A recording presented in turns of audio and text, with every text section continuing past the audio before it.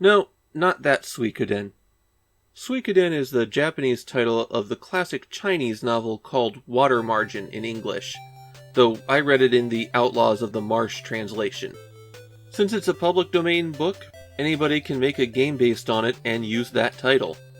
Though for trademark purposes you usually add a little something. So Konami's RPG series is Genso Suikoden in Japan.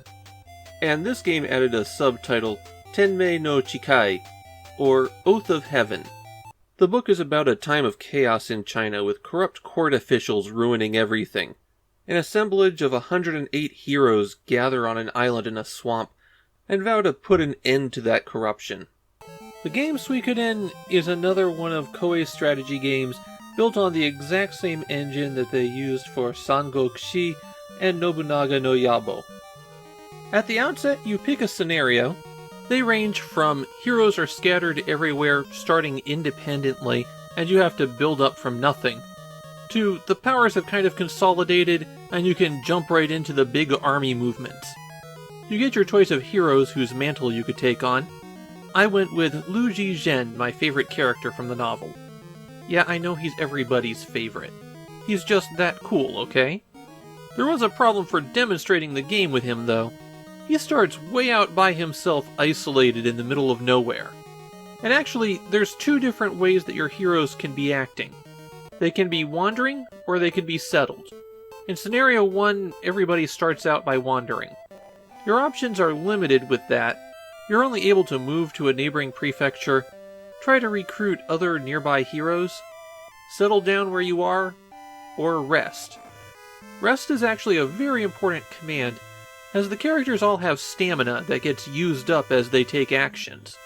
They recover a small amount of stamina each turn, and resting will get them back a large amount of it.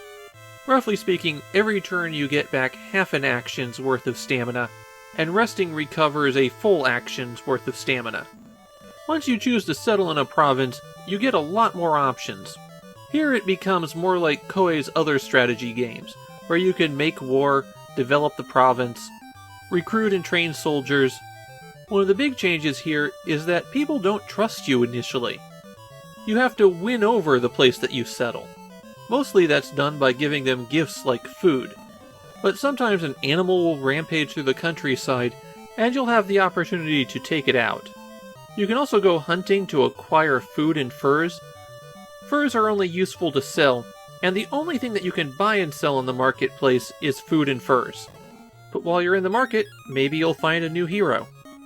If you can build an army, train them up, and acquire enough food for them, then you can march them over to the neighboring province to attack. The entire battlefield fits on one screen for Suikoden, but it plays out the same way as Koei's other strategy games. Place your units in your starting area, and then you get to move all of your units in the order that they were placed. Then your enemy gets to move all of their units, and you repeat until everyone's dead. You can give your units orders to move and then point them in a direction.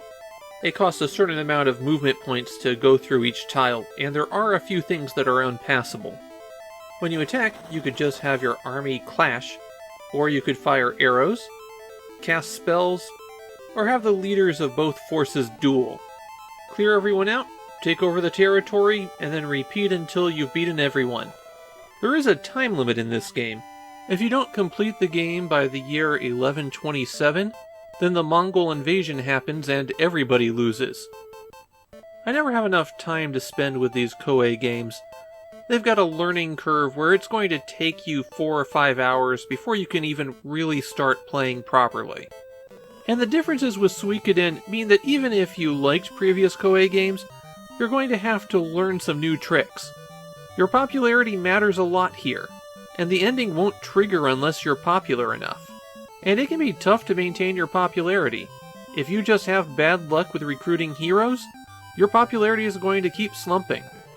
The way that you can just depart territories and set up shop in new ones also gives you some strange possibilities.